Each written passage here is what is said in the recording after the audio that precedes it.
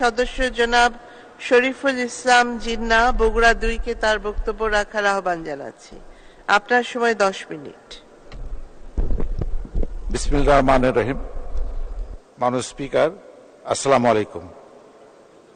দ্বাদশ জাতীয় সংসদে 6 জুন মাননীয় অর্থমন্ত্রী বাজেট বক্তব্যটি মহান জাতীয় সংসদে উপস্থাপন করেন।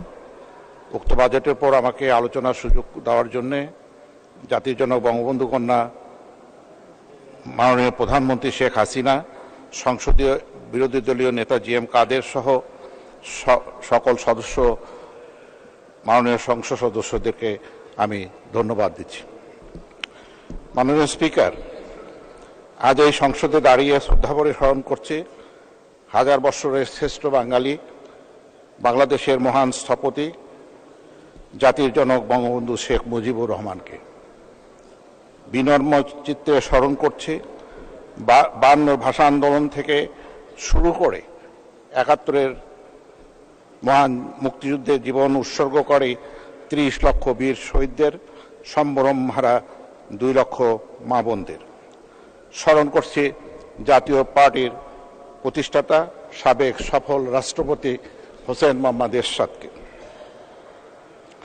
মাননীয় স্পিকার, জাতীয় সংসদের 2024-25 অর্থ বৎসরের প্রস্তাবিত বাজেটের আকার ধরা হয়েছে 7,97,000 কোটি টাকা। বিশাল অঙ্কের এই বাজেটের ঘাটতি ধরা হয়েছে 2,51,600 কোটি টাকা। আর অনুদান ছাড়া ঘাটতির পরিমাণ দাঁড়াবে 2,56,000 কোটি টাকা। প্রস্তাবিত বাজেটের মোট রাজস্ব আয়ের লক্ষ্যমাত্রা নির্ধারণ করা হয়েছে 5,41,000 কোটি টাকা। এর মধ্যে জাতীয় রাজস্ব বোর্ডের আদায়ের লক্ষ্যমাত্রা হচ্ছে 4,80,000 কোটি টাকা। কর বহির্ভূত অন্যান্য আয়ের লক্ষ্যমাত্রা 61,000 কোটি টাকা। কর ছাড়া প্রাপ্তি ধরা হয়েছে 46,000 কোটি টাকা। আর বৈদেশিক অনুদান থেকে সংগ্রহের লক্ষ্যমাত্রা ধরা হয়েছে 4,400 কোটি টাকা। মাননীয় স্পিকার, এবারের বাজেটের ঘাটতি গত বছরের তুলনায় কম, কিন্তু এবার যে অবস্থা তাতে সরকার রাজস্ব আয় ঠিকমতো করতে পারবে কিনা সেটি সন্দেহ আছে। কারণ চলতি অর্থ বৎসরেও এনবিআর তাদের লক্ষ্যমাত্রা অর্জন করতে পারে নাই। বাজেট ঘাটতি পূরণে মাননীয় অর্থমন্ত্রী বৈদেশিক উৎস থেকে 90,700 কোটি টাকা ঋণ পাবেন বলে আশা করেন। বাকি 1,60,900 টাকা আভ্যন্তরীণ উৎস থেকে ঋণ নিতে হবে সরকারকে। এর মধ্যে ব্যাংক ব্যবস্থা থেকে নেওয়া 1,37,500 কোটি টাকা ও সঞ্চয়পত্রের মতো ব্যাংক বহির্ভূত ব্যবস্থা থেকে নেওয়া হবে বাকি 23,400 কোটি টাকা। সুতরাং দেখা যাচ্ছে মূলত ব্যাংক ব্যবস্থার উপর ভর করেই বাজেটের ঘাটতি মেটাতে হবে। এই খাত থেকে সরকারই যদি এই পরিমাণ অর্থ নেয় তাহলে বেসরকারি খাতে উৎসাহ বা ভাগ কমে যাবে। তাতে ব্যাহত হবে সরকারি বিনিয়োগ, বেসরকারি বিনিয়োগ এবং ব্যাহত হবে কর্মসংস্থান। মাননীয় স্পিকার, মূল্যস্ফীতি কমানোই হবে এবারের বড় চ্যালেঞ্জ। মূল্যস্ফীতি কমাতে হলে সকল পণ্যের সরবরাহ নিশ্চিত করতে হবে, উৎপাদন বাড়াতে হবে। খুবই প্রয়োজনীয় পণ্য আমদানিতে শুল্ক ছাড় দিতে হবে। মাননীয় স্পিকার, 2024-25 অর্থ বৎসরে প্রস্তাবিত বাজেটে মূল্যস্ফীতি 6.5% নামিয়ে আনার লক্ষ্যমাত্রা স্থির করা হয়েছে। যদিও গত 1.5 বছর ধরে মূল্যস্ফীতি 10%-এর কাছাকাছি রয়েছে। বাজেটে মূল্যস্ফীতি কমানোর যে লক্ষ্যমাত্রা নেওয়া হয়েছে তাতে সাধারণ মানুষের তেমন সুবিধা হবে বলে মনে হয় না। কারণ ইতিমধ্যেই মূল্যস্তর অনেক বেড়ে গেছে মূল্যস্ফীতি নিয়ন্ত্রণের মাধ্যমে নিম্ন আয়ের মানুষকে স্বস্তি দিতে বাজেটে যেসব পদক্ষেপ নেওয়া হয়েছে সেটা যথেষ্ট নয়, বরং বাজেটে নেওয়া কিছু উদ্যোগের কারণে আগামী সময় মূল্যস্ফীতি আরও বাড়তে পারে। মাননীয় স্পিকার, হুন্ডি চক্রের কারণে আমাদের রেমিটেন্স তেমন বাড়ছে না। বিদেশ থেকে অর্থ না আসলে রিজার্ভ বাড়বে না, প্রয়োজন হচ্ছে রিজার্ভ বাড়ানো। বর্তমানে ব্যাংক খাতকে ঠিক করে সুশাসন ফেরাতে হবে। তারল্য সংকট কমিয়ে ব্যাংক কিভাবে ঘুরে দাঁড়াবে সেটি এখন নজর দেওয়ার বিষয়। মাননীয় স্পিকার, ব্যাংক খাতের অন্যতম সমস্যা হলো খেলাপি ঋণ। খেলাপি ঋণের পরিমাণ বর্তমানে কমপক্ষে 3 লক্ষ কোটি টাকা। খেলাপি ঋণ ফেরত না দেওয়ার সংস্কৃতিটা এখন প্রবল। খেলাপি ঋণের টাকা পাচারও হচ্ছে এবং পাচারও হয়েছে। এ অবস্থার পরিবর্তন জরুরি, অন্যথায় ব্যাংক খাত আরও দুর্বল হয়ে যেতে পারে। মাননীয় স্পিকার, 2024 অর্থবৎসরে 25 অর্থবৎসরে বৈদেশিক ঋণের সুদ পরিশোধের ব্যয়ের লক্ষ্যমাত্রা ধরা হয়েছে 1,13,500 কোটি টাকা। এর পরের অর্থবৎসরগুলোতে 3,165 মিলিয়ন মার্কিন ডলার ঋণের সুদ বেড়ে যেতে পারে। সরকারের আভ্যন্তরীণ ঋণের সুদ ট্রেজারি বন্ড বা টাকা ছাপিয়ে সামলাতে পারলেও বড় সমস্যা হবে বিদেশি ঋণের সুদ ও আসল পরিশোধ করা। প্রয়োজনীয় ডলারের অভাব পড়লে শুধু বৈদেশিক ঋণের কিস্তি পরিশোধ বাধাগ্রস্ত করবে তাই নয়, বরং দেশের সকল ব্যবসা বাণিজ্যের সংকট তীব্র থেকে তীব্রতর হবে।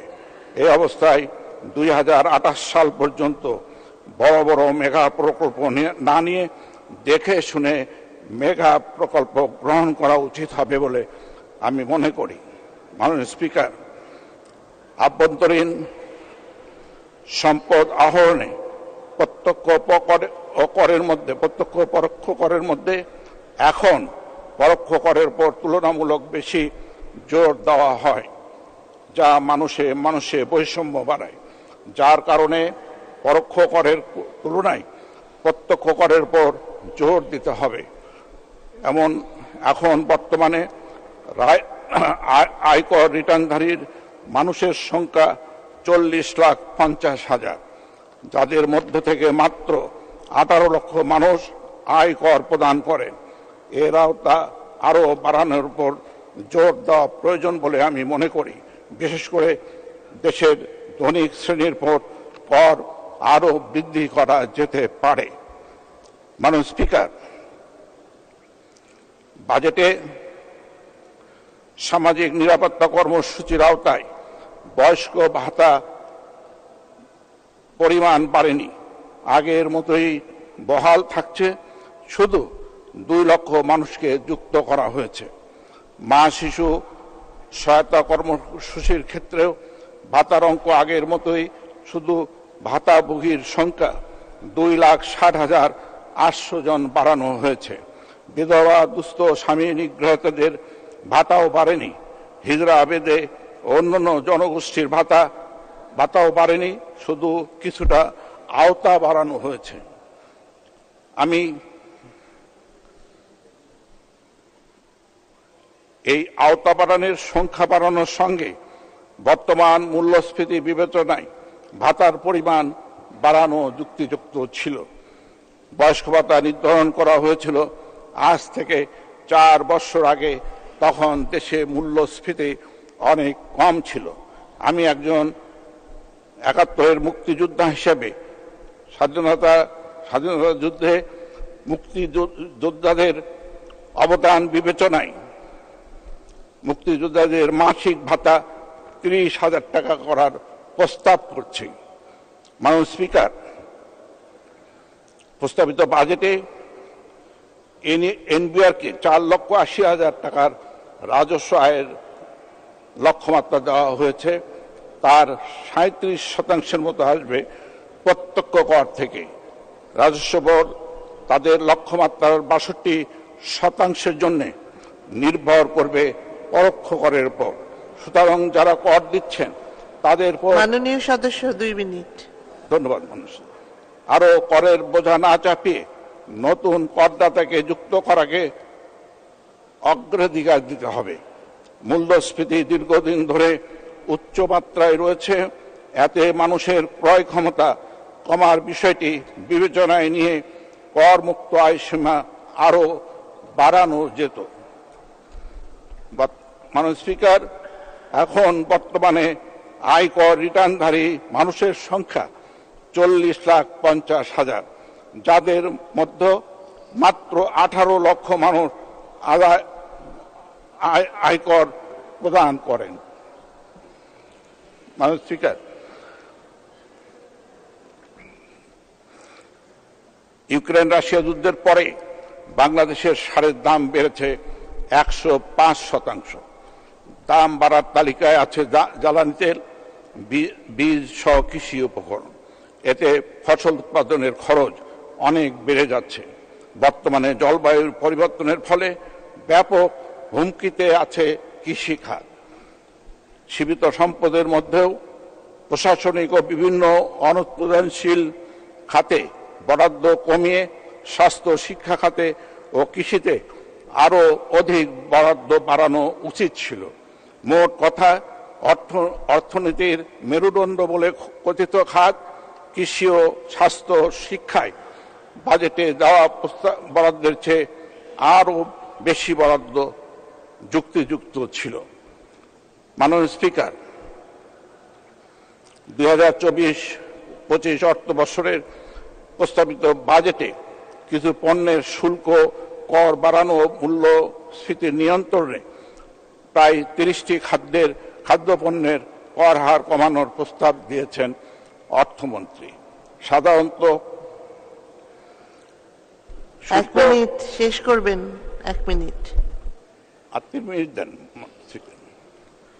2 মিনিট শেষ করবেন।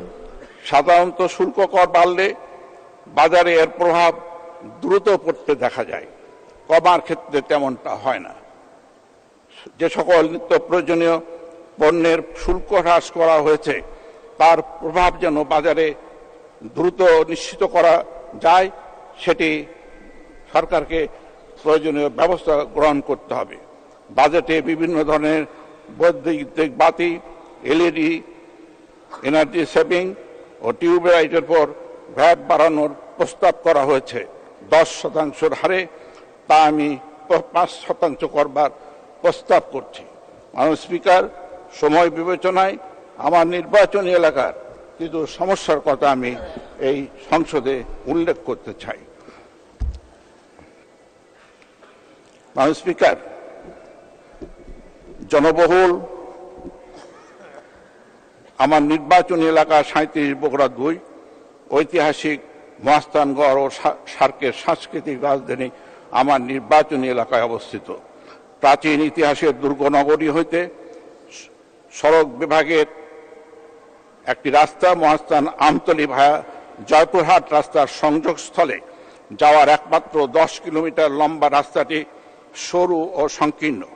এই রাস্তাটির সাথে মহাস্থান প্রত্নতাত্ত্বিক জাদুঘর, গোবিন্দ ভিটা, রেস্ট হাউস, মহাস্থান হাট, বাজার, স্কুল, কলেজ, মাদ্রাসা, দেশের একমাত্র ফসল মশলা গবেষণা কেন্দ্র, উপজেলা সদরের অবস্থান।